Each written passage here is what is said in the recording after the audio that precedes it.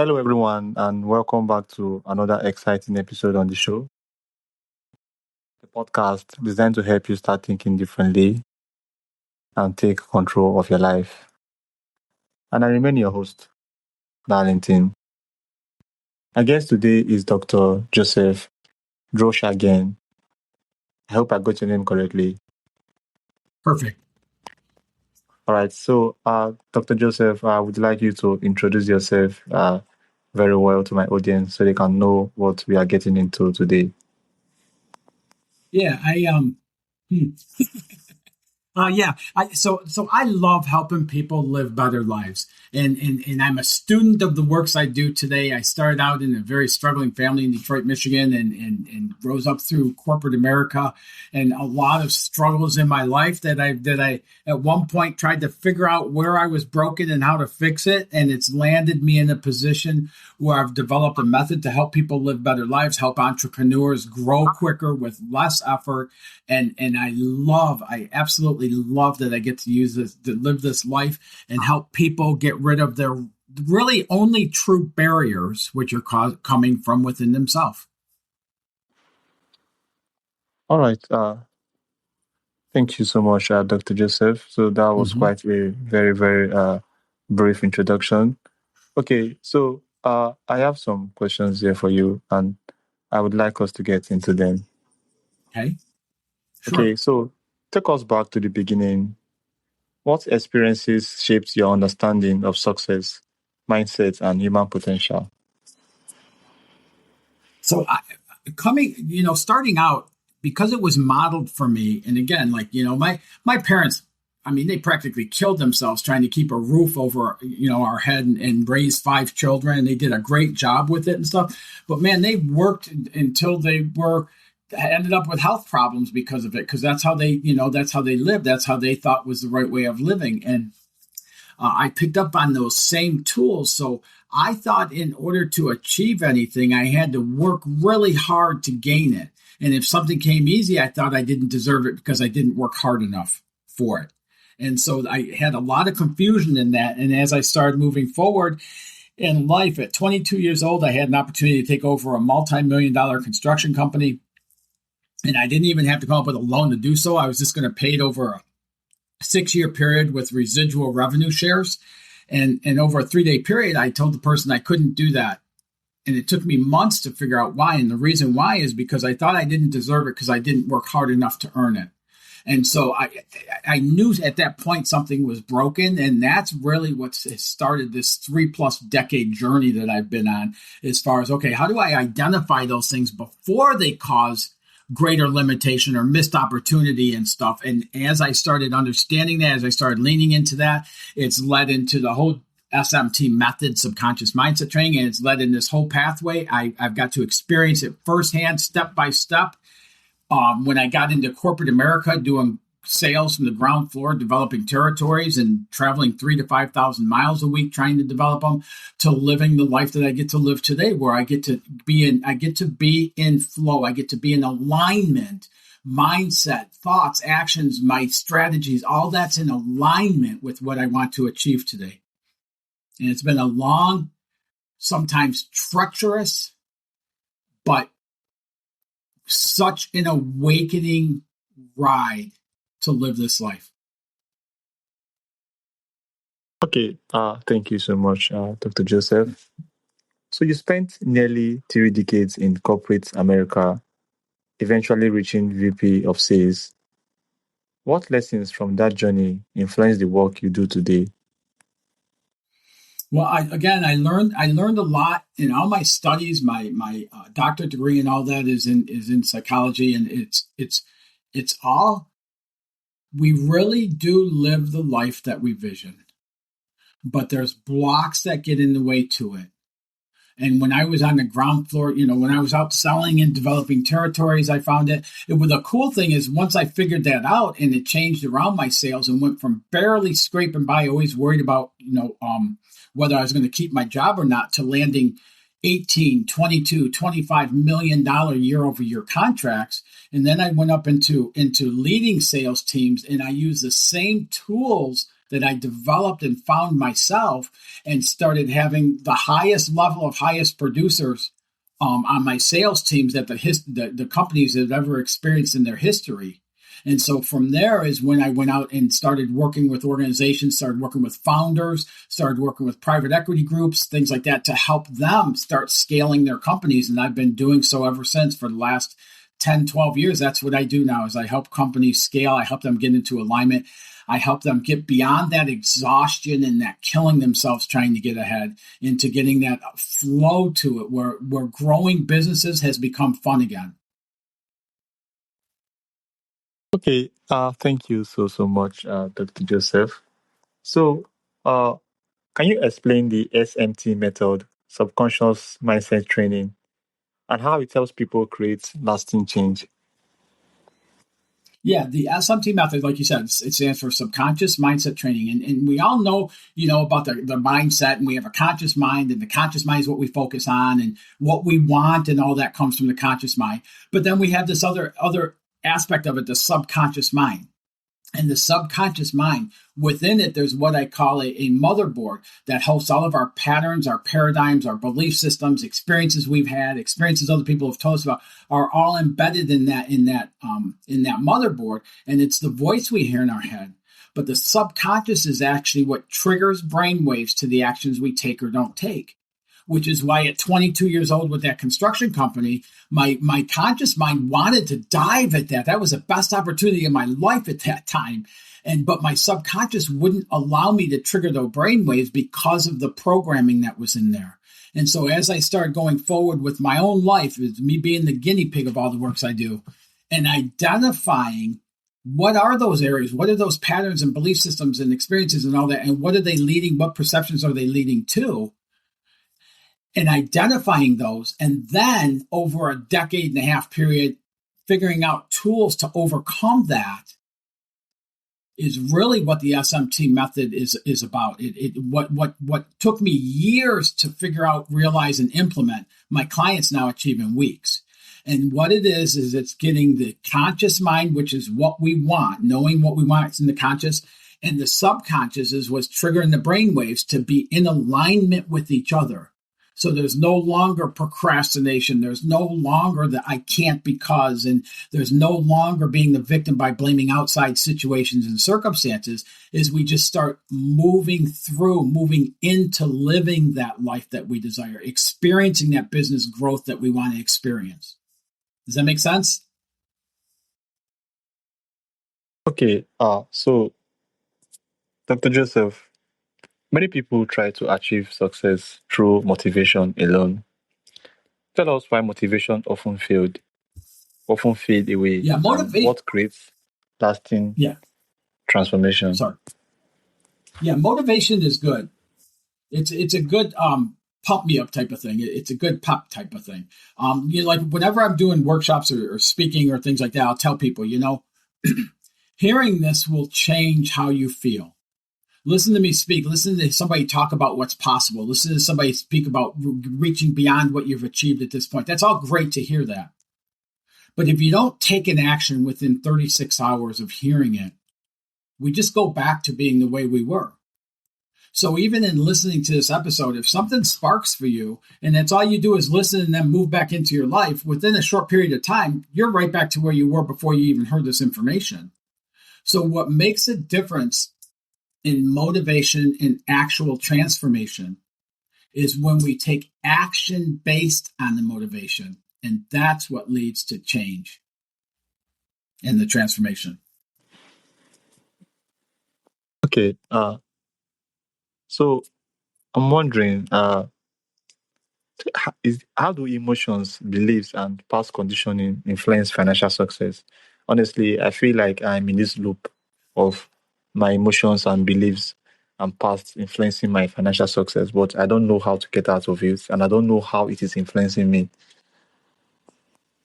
Well, one of the things I start with is looking at results. Typically, if somebody's booming and their business is growing like wildfire and things like that, I don't get opportunity to talk to them about what I do because what they're doing is working for them. The people I talk to are people that aren't getting the growth that they desire to experience. Life is hard, growing is strugglesome and things like that. Those are the people I talk to. And in that, there's things going on in the subconscious. There's things, whether it's fear, whether it's, like I said, the programming of my youth playing through with that construction company example. And so what happens is those things start blocking us from taking the actions that will lead to the results we want. There's been studies done on the subconscious now, and 85% of the results we experience in life are determined by that programming in the subconscious. So again, going back to my example with the construction company, in my head, I had to really bust my tail in order to earn something to feel I deserve to have that. And so when something comes along easy, I'd pass on it. Just like I did that construction company because it didn't fit into my programming. My programming said, no, you didn't work for this. You don't deserve it. And so it doesn't happen. Other people experience that with business growth. So many business owners here, oh yeah, if you're going to scale your business, you got to trade off your family and you got to massive actions, exhaustive efforts. We hear all that stuff and we buy into it. So if something comes along easy, we just disregard it. It's not possible. We look at it and go, well, that's not real. That can't be reality. That can't be that easy to do that. And so we just disregard it. And so what we're doing is we're shutting the door on what could bring about that life that we desire, that could bring about that growing of the business being fun and exciting. Does that make sense? Yeah, sure. Joseph, that makes sense. Honestly, I really hope I can be able to understand this better in my own way, because one thing is someone to give you an information, and another thing is understanding the information in a way it can impact your life. So, for someone who wants rapid growth in their business and life, someone like me, what are the first practical steps that they should take? The very first thing, the very first place to start is not with the strategy and the action plans and all that. It's getting clarity on what it is you want to experience. What does that end result look like?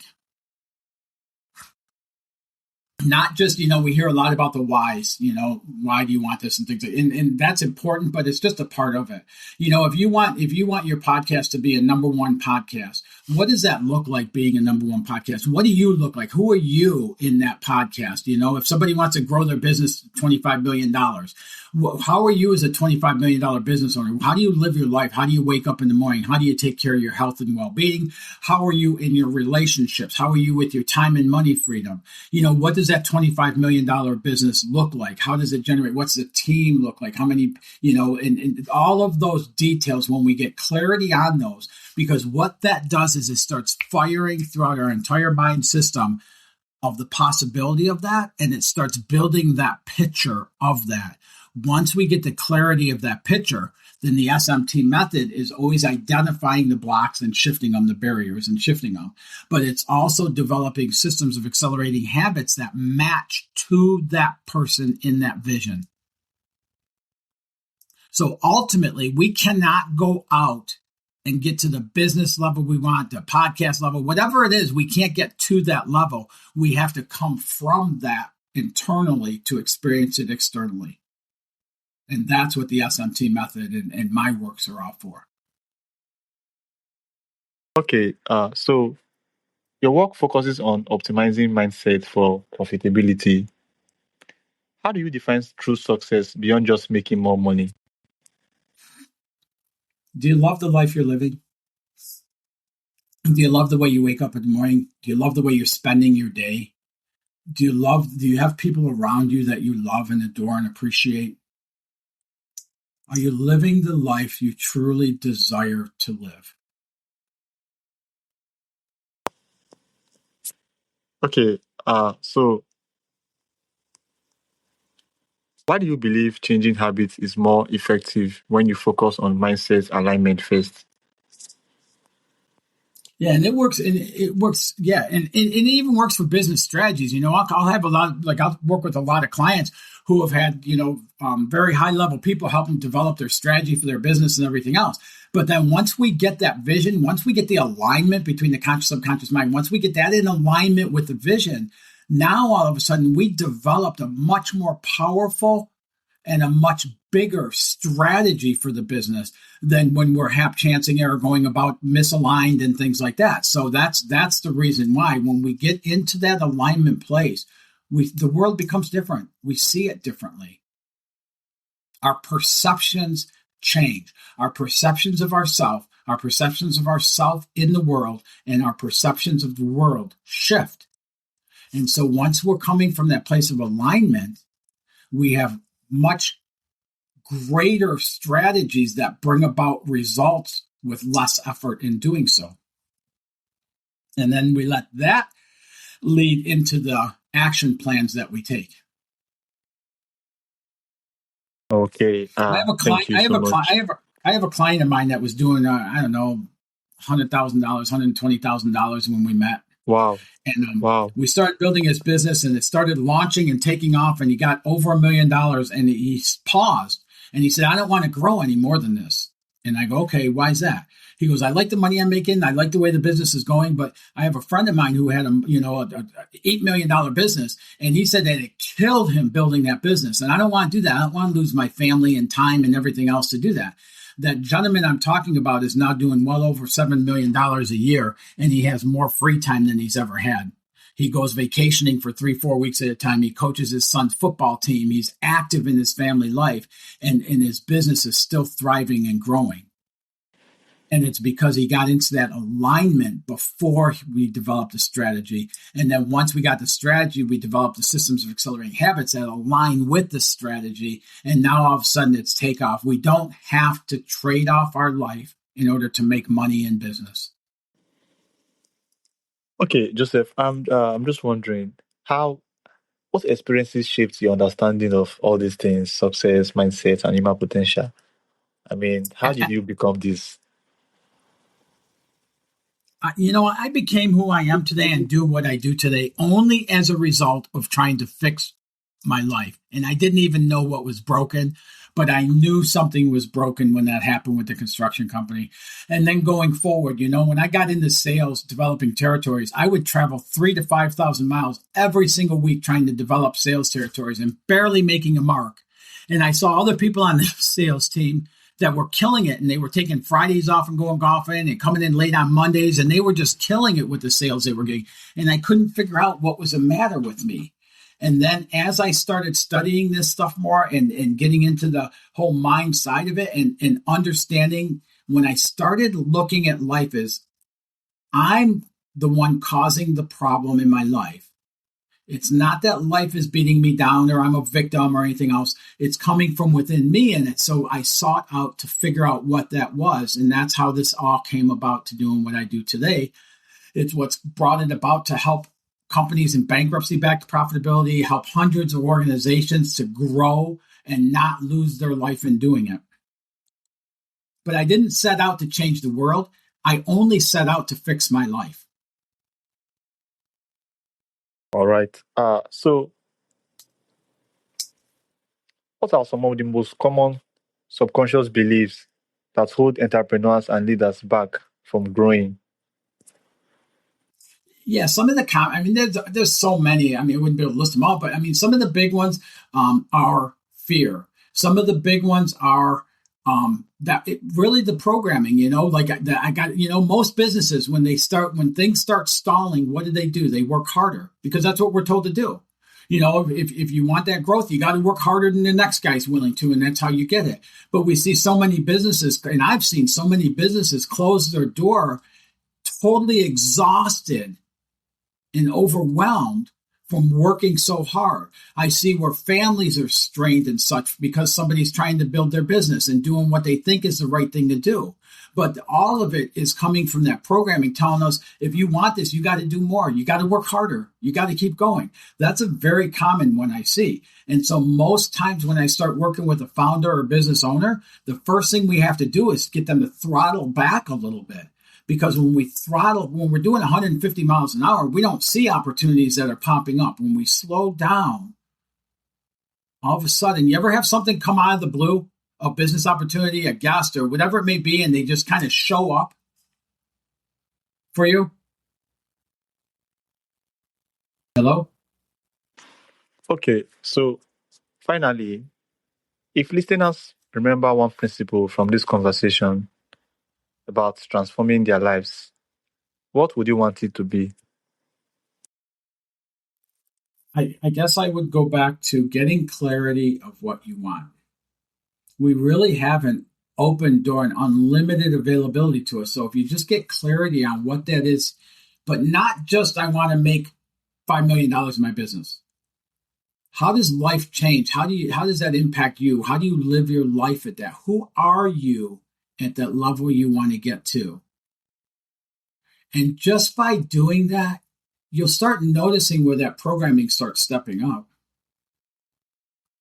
I'm sure we'll have it on the show notes. My book, Reprogramming the Subconscious Mind, there's exercises right in that book to help you start noticing and start making some changes to that subconscious programming there. So you don't even need me as a coach to do it. You can go through the book and go through the examples and go through the practices that are in there, and it'll help you start identifying that programming that's getting in your way. That's where your barriers are. All right, thank you so much, Joseph. Thank you for joining us and sharing your insights on the connection between mindsets, habits, and success. The message highlights an important truth. Growth is not only about acquiring more knowledge, it's about transforming the beliefs and behaviors that determine how we use that knowledge. For anyone listening who feels stuck, the question may not simply be, what do I need to do next? But also, what within me needs to change so I can become a person capable of achieving it. Yes. So, Dr. Joseph, for those who would like to connect with you, myself as included, I want to know more. And how can they do that? Yeah, there's going to be all the social media, but anybody can go to smtmethod.com, and schedule a 10, 15-minute call with me and just talk about what is that and to help you find that barrier, that the biggest barrier that's causing limitation right now, and break that and get you moving forward into it. Help you become a believer in what I do by showing you firsthand what you can do. All right. Thank you so much once again. And thank you all for listening to Control or Be Controlled on this episode. If you enjoyed this episode, make sure to share it with someone out there. Subscribe, leave us a review, and share it with someone who is ready to take control of their growth and potential. Until next time, stay intentional, keep growing, and take control of your mindset before your mindset takes control of you. I'll see you guys on the next episode. Bye, guys. Thank you, Joseph. Thank you very much.